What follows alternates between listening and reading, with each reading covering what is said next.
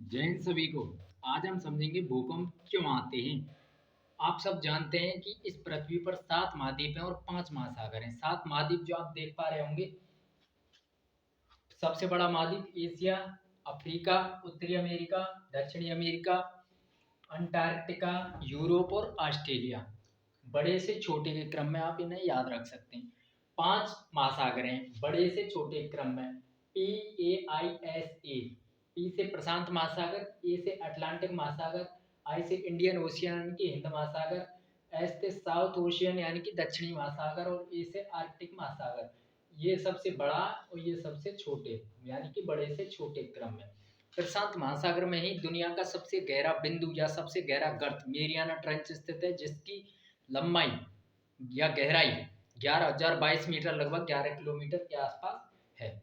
अब सोचने वाली बात है कि ये महाद्वीप और महासागर टिके किस पे हुए हैं, किसी ना किसी चीज पर टिके हुए हैं। ये जिस चीज पर टिके हुए हैं उन्हें बोलते हैं प्लेट, टेक्टोनिक प्लेट।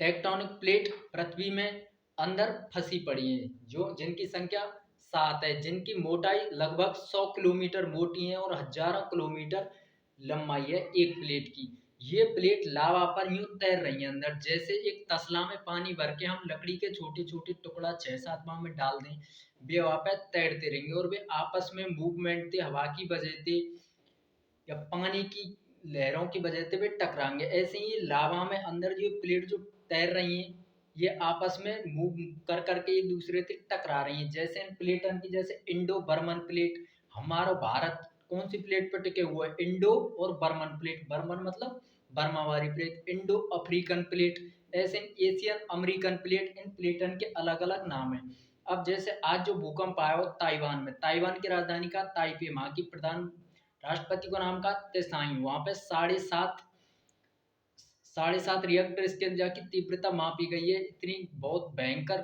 विनाशकारी भूकंप वो मानो जा रहा, वहां ने बहुत कछु तबाही कर दी।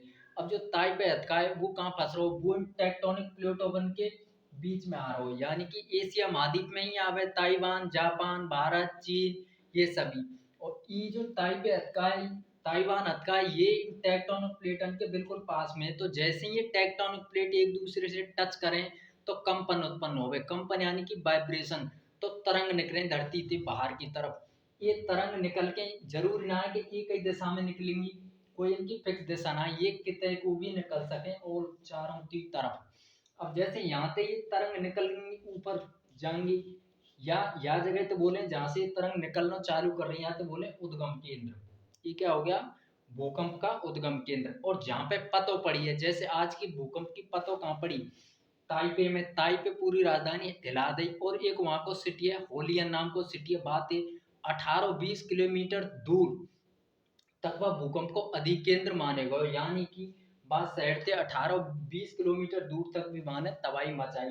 तो भूक कम माने जागो अधिकेंद्र, जहाँ पे भूकंप की गतिविधि नोट करी गई है। और जहाँ से उठे हुए भूकंप बातें कहते हैं उद्गम केंद्र। तो ये थी एक छोटी सी कोशिश, आपको अगर पसंद आए तो सपोर्ट करें। जय हिंद, वंदे मातरम।